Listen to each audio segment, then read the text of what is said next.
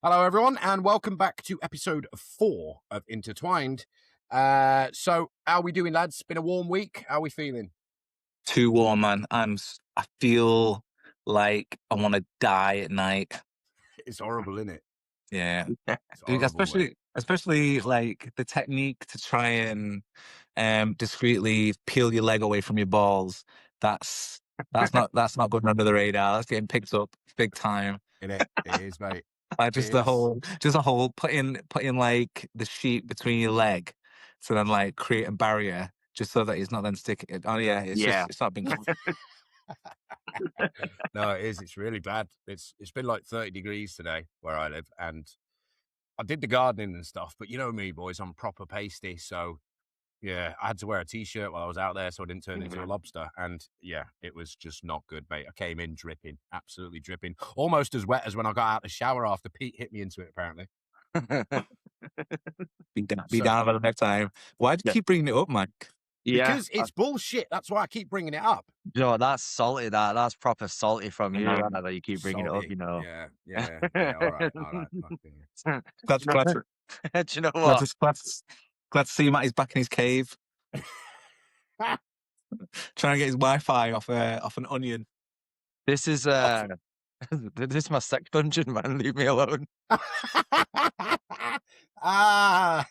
You know, the funniest thing about that is man's married. Ain't getting no sex, lad. Just Doesn't go do it in the happen. cave. No, it's pure Have sweaty in you our house, man. In it.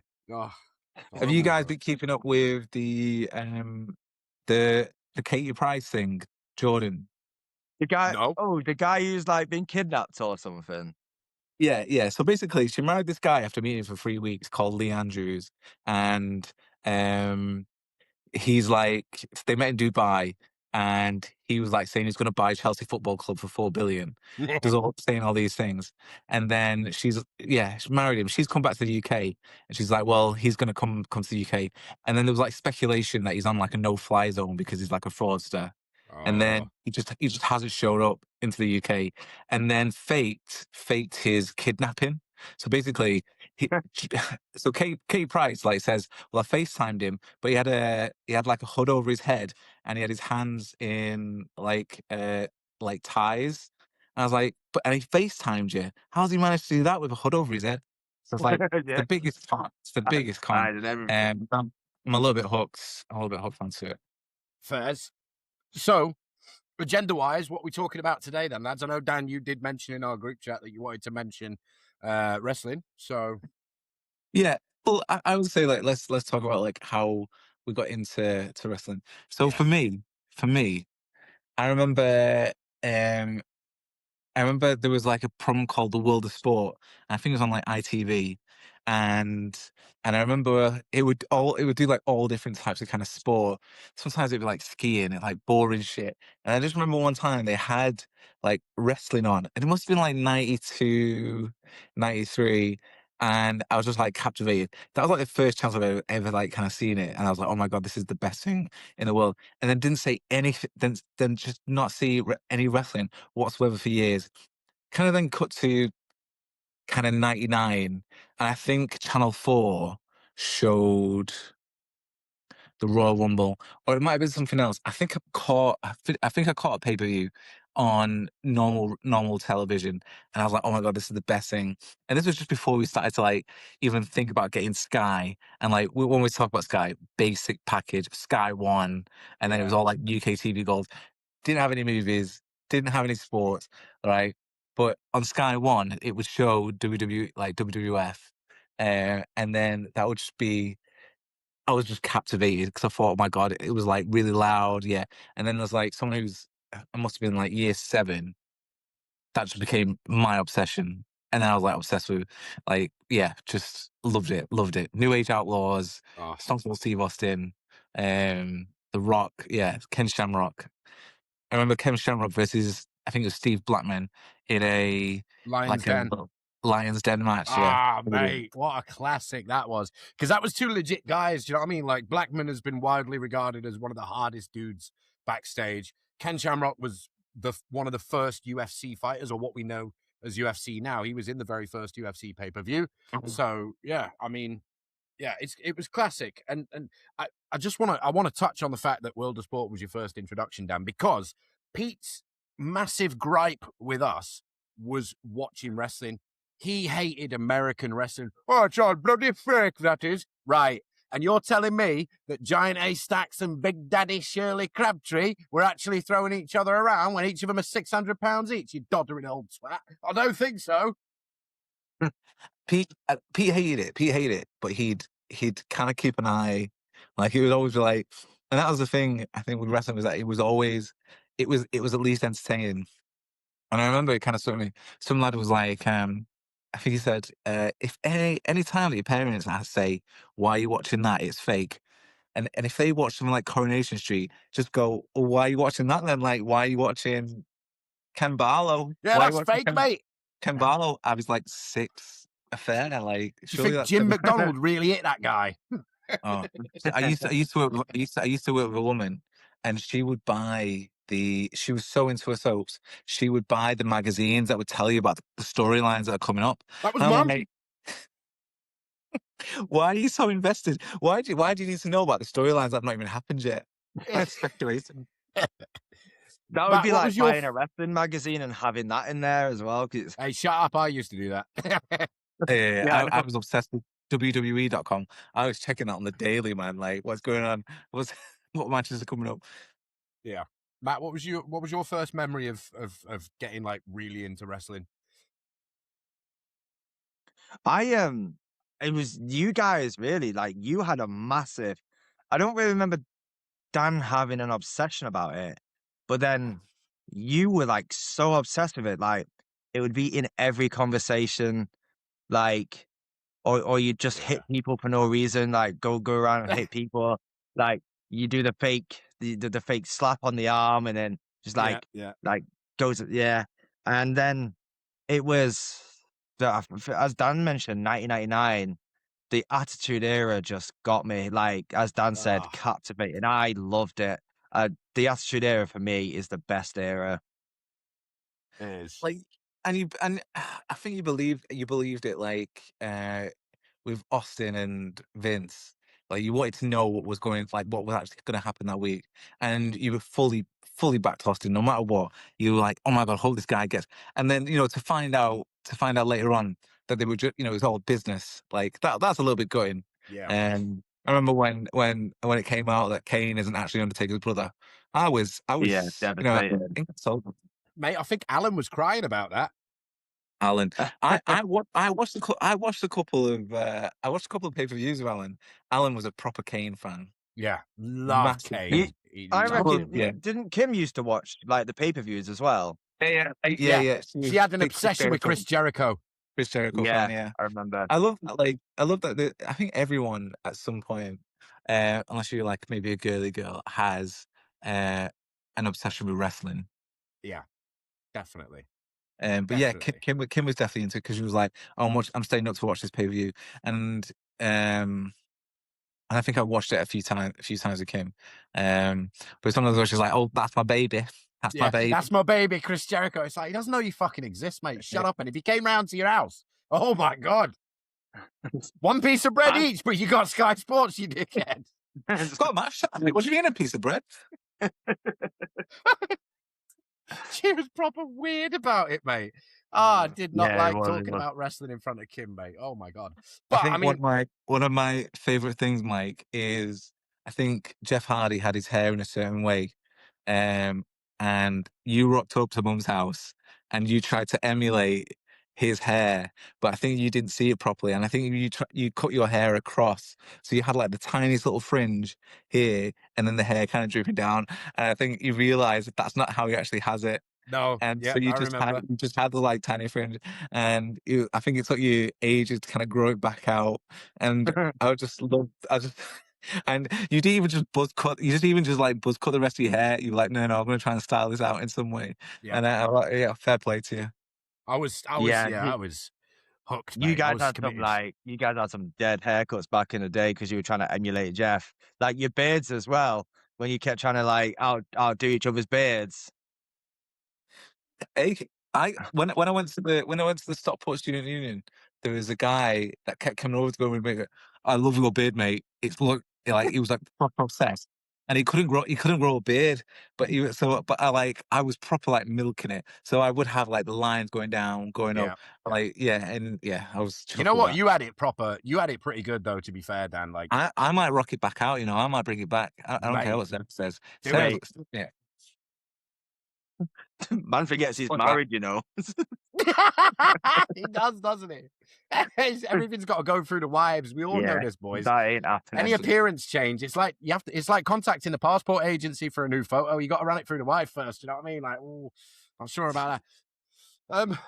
I mean, think- it was one thing watching wrestling when we actually got into it together, like all three of us. I think it was just carnage. The house was destroyed. No I was just wonder. about to say, I think the reason Pete hated it is because we went through about 5 couches. Yeah. Yeah, I think. Do you remember? Like, I remember once. He noticed like a dip in the arm of the chair, and he's looking at it all day, and he comes over and feels it, and he went, "What the bloody hell's happened there?" And I was like, and he was like, "Who's done that to the armchair?" And I went to him, "Do you mean a turnbuckle?" And he went like he was fuming at me. Oh, mate, it's just the fact that I can imagine him sitting there in his armchair, which was on the other side of the couch, and the couch was over here, and he's looking at it all day like, I just "That love look a that. bit bent to I you." love that we were kind of so zoned in that one moment people were like, right, we're gonna go to the pub for a bit. We're like, right, brilliant. With 2 hours of wrestling. Yep. So as soon as it feels like they were getting like in a taxi, it was like, see you later, see you later. Right, okay, every mattress from Every get it match. downstairs now. Right. And it was done in like in perfection. It was just like, right, that mattress. And then each mattress had its own kind of unique quality. Because I remember in Joanne's room, there was a bunk bed. The bottom bunk was like this weird. It wasn't a springy mattress. It was like It a was really That thick was cushion. awful. That it was was like awful, but it yeah, was that was like that was just a cushion. It was awful. That one. It was Yeah. so hard. it Left was good Joanne for, and like, Don simple. sitting on the wood. No, Yo, no. just banging the door. Yo, can we use the mattress, please? What are we gonna sit on? What am I Pepper going in, to sit pepper in aftershocks. I know, yeah. But it must have smelled so bad when Mum and Pete got in though, like just pure sweat from like 3 Right. teenagers. on? Sweat Mate. dripping from the ceiling. What's been going on here? It smells like sex. Oh my Oh, God, Dan. Oh my God. Okay, now that you've mentioned SEX, you've got to explain how committed you really were to wrestling, Dan. I think we so we had a belt. We made it from underfloor lining, and it was proper heavy. It was a really good belt. It was It was amazing. brilliant. It was a good belt. You Oh, were great so belt. creative about that as well. You like that took you Yeah. ages. But you know what? You wanted that belt because it felt like a proper belt, even though it's made from like underfloor lining. I was I was seeing this girl at the time called Kerry. I think she's one of Joanne's mates, and she said, "Do you want to come round tonight?" And I was like, "Oh right, okay, come round." And like we hadn't got to that stage of like the relationship where I'd gone around to her house. I think I went around once and kind of met her parents and stuff. And then I was like, no, no, no, no. I'm not going to come around tonight. And the reason is because I had a championship match against Matty because he had the belt and I still hadn't had the belt yet. So I was like, I'm taking it out. So I said, no, I can't come around tonight. But might be able to like come around another time. It was only till I fought in that fight, lost, didn't get the title. Next day she went, you know why I invited you around, don't I? I was like, no. She went, because I thought we were gonna have sex. I was like, what? I said, I was fuming. Not only did I not clock on, I didn't win the belt, right? I might still have the belt, and I still had my virginity. So I retained my virginity during that time. You didn't Glad I retain did, the though. Glad I title, but did. you retained your virginity. Glad You I lost kept it. everything and nothing in one night. Mate, that's I tell you, commitment, bro. well, Fuck. I'll be honest. I blame the ref. It was a fast count, so I think it was a pretty fast count because he knew he had the easy match. The next one. it'll pleb Oh, Plebner, you know. Oh, It was a legit count, man. I remember we took So- the 24/7 hardcore extreme rules to the the absolute max. Even Pete joined in when he absolutely mugged Mike off in the shower. Like he could get Right. a free count anywhere. Well, I was like, I brought the belt out, and he went, "Get that out of my face." What have you done to me underlay? It's just like a belt shaped fucking missing out of the carpet in the living room. He'd have to lift the carpet up and there's a belt shape. What is that? You know what, as well? We had to hide it. I remember we had to hide the belt in Pete's cabinet in the shelf part underneath the Monopoly. Because no fucker ever got the Monopoly out. Because it always ended up with someone buying Old Kim Road or something. Matt getting Old Kim Road. No, it wasn't always me who got it. Easy money, mate. I remember I think I got like from when I was working at the Metropolitan, got like my first paycheck, and so I was able to buy like a video camera. And I was like, right, we can film our matches now, and we were so up for it. Do you remember we made like a little wrestling ring in the back garden? Yeah, And it was in the corner. Yeah. I'm glad you went When it there. got the ropes, right? And then Matty was a little piss ant, so we'd set everything up, and then Matt was like, "Oh, I'm not gonna wrestle. I don't want to." And he went to the bedroom. So I was like, so me and you, Mike, were like, "Oh, let's just have a wrestling match." Turned out to be an absolute banger of a wrestling match. You hit. I don't know. You didn't hit the moonsault, but you did a moonsault off the top rope. You banged your head against the turnbuckle. Yeah, Yeah, it was that remember that, blue yeah. barrel thing, wasn't it? Yeah. Fucking hell. I tried to do the Harlem Hangover, but missed. But we were doing loads of flips in that. While Yeah. Matty was there, just in the room playing Time Splitters 2 by himself, like a little gimp. I was actually watching out the window, man. They actually look pretty Come on, cool. Mr. Giggles. I was watching out the window. You little gimp. I was going to come down to a fast count. Even in his own garden, he still had the nosebleed seats. Yeah.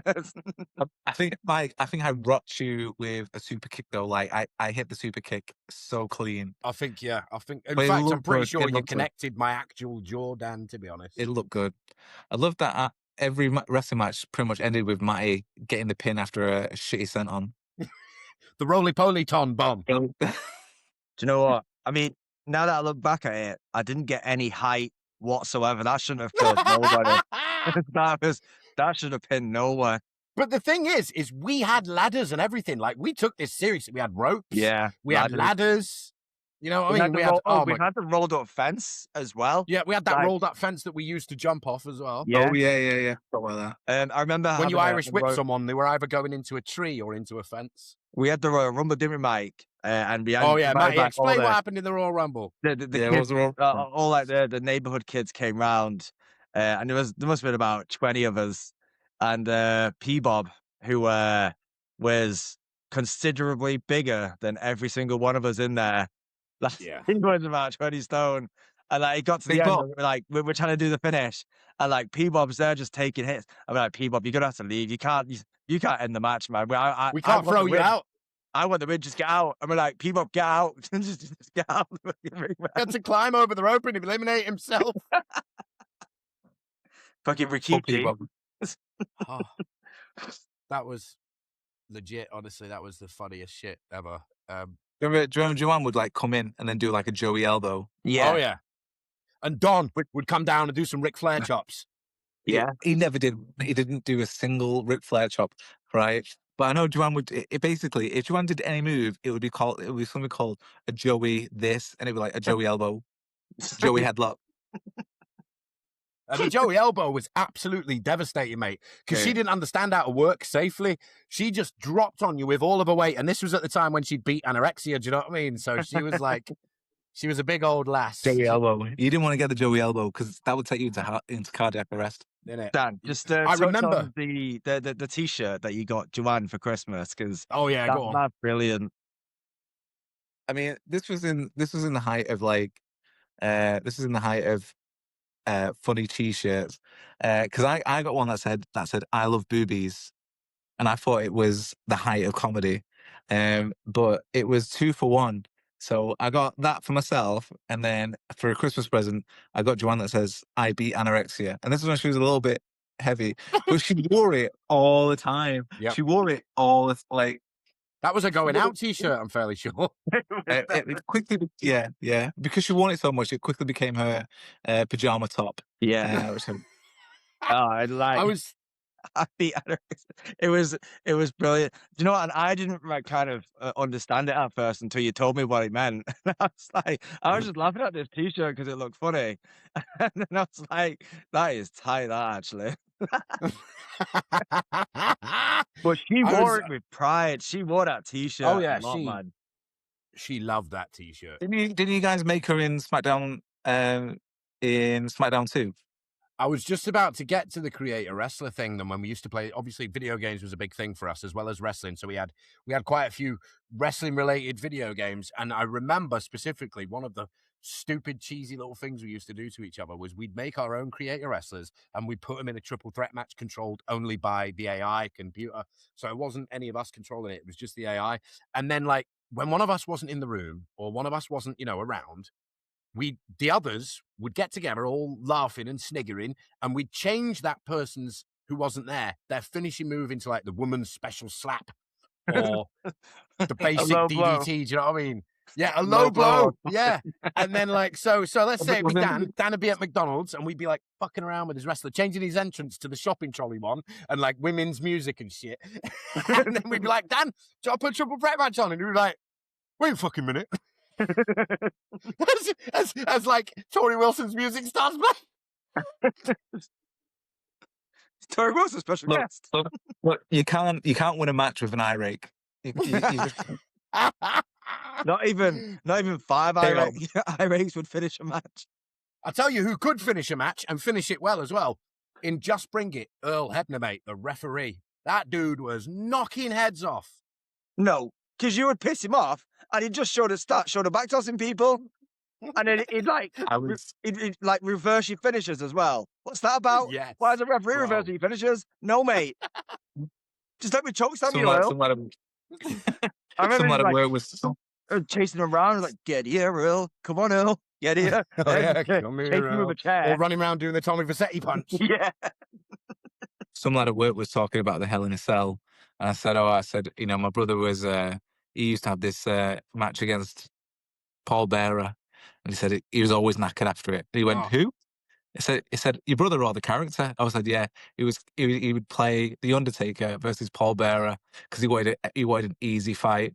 And then Undertaker would always be out of breath, like having to just No, that was the emote for every single one. Finishing a cage match. I don't remember that ever happening to me, Dan, when I did a cage match. No matter who it was. No, not having that. That was a cutscene for everyone. Shut up, idiot. It wasn't because when I faced, I think it was me as Stone Cold versus Lita.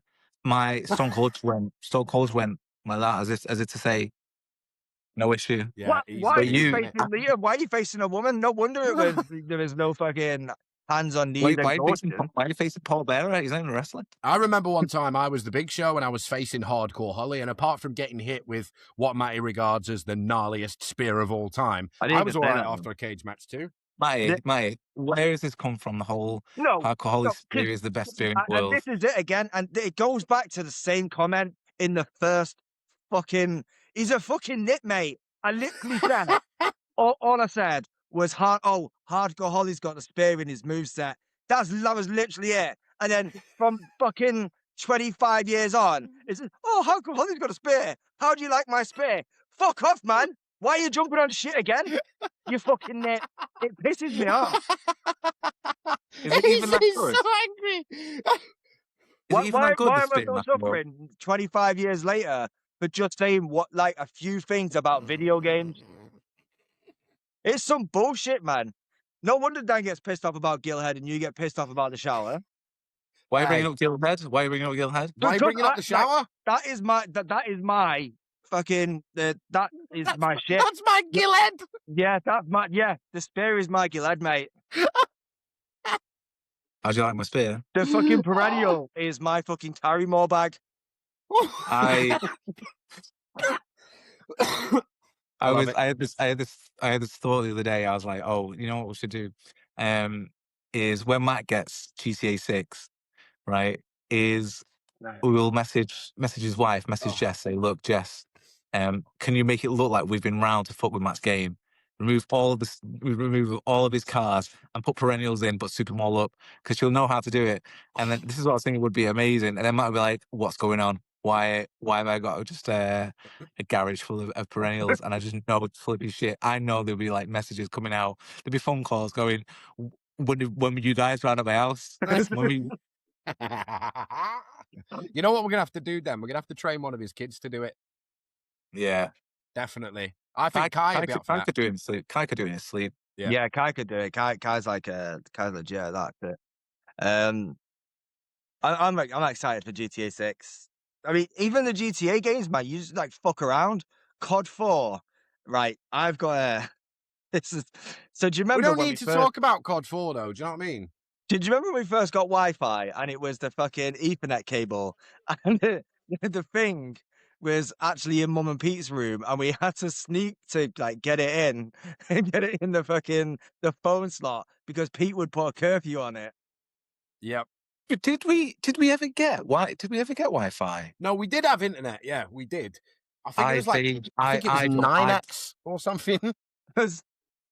I don't remember playing online at Mum's. I do. I remember Yeah. playing COD. The first time, COD 4. honestly, the first time I played online, I think it was at my dad's, and I think it was on Xbox. I think it was Rainbow Six. That was the first time, I think, for me. I love Rainbow Six. We used to play that at Dad's house. It was well good. Quality game. I think it was at dad's. Yeah. But yeah, so Mike used to have to sneak like army crawl, and this is not the first army crawl that he does. He perfected the army crawls like when it came to either fucking with Pete or trying to sneak around Pete. This guy, man. So he would like, so Mike would like, go and put the Ethernet cable in so we could play Modern Warfare online, and he had what was the handle that you had? And you said that you were in the group. Infinity Ward. This guy just lied out of his ass, bro. Like saying that he had like a really good kill to death ratio. Man was like 75-0 fucking shit ratio.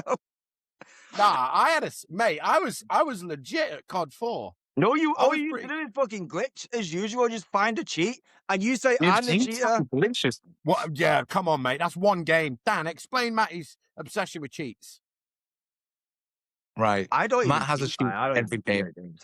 Matt has a cheat for every game, and he'll be boasting like, "Oh, I know a cheat to like spawn infinite money on GTA," and it was always like so random. He'd be like, "Oh, if we're playing SmackDown versus Raw," I'd be like, "I know how to get the WCW Nitro entrance." We're like, "What do you mean? What do you think this is I WCW never Nitro?" even watched WCW Nitro. Why the fuck would I want that?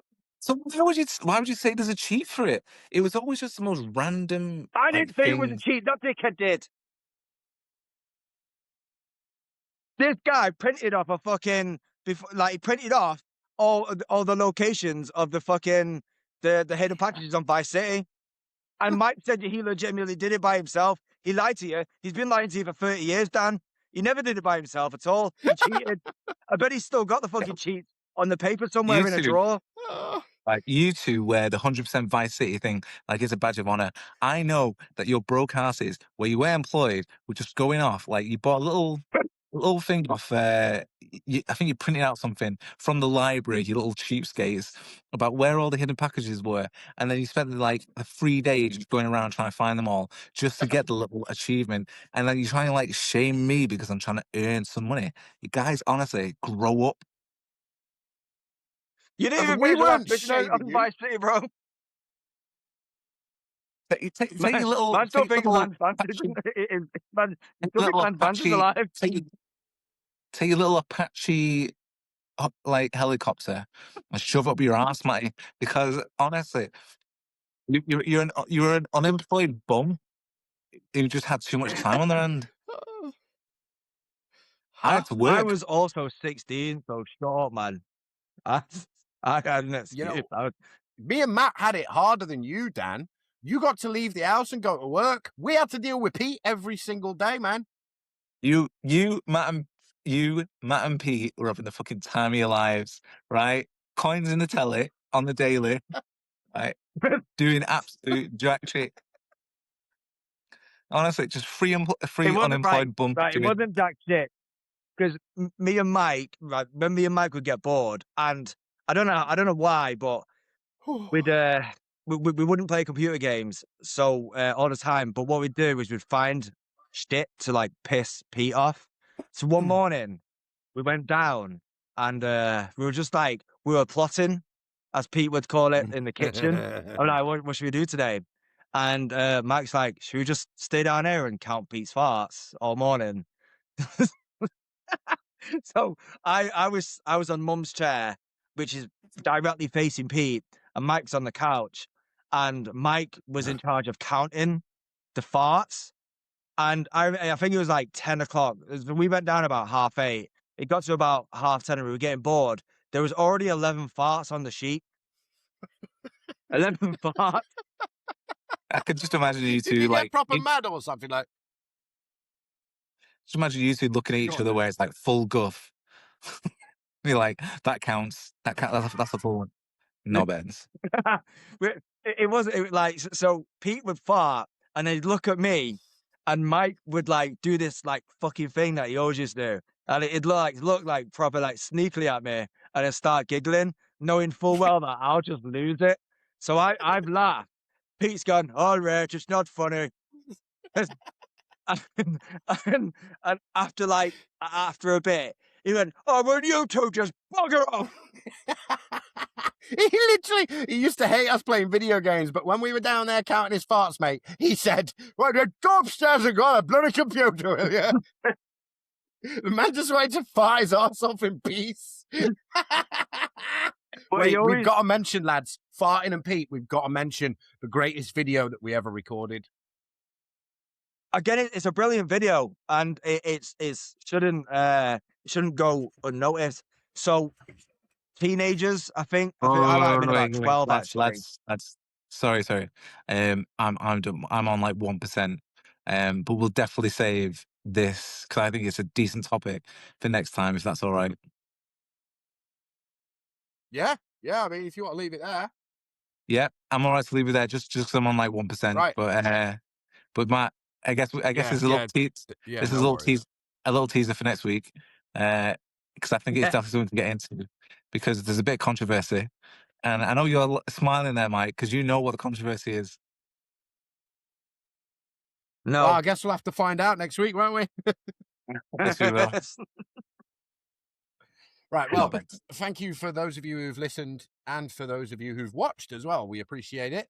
And we'll be back next week with another episode. So, yeah, thank you very much. Cheers, lad. Goodbye. Peace out.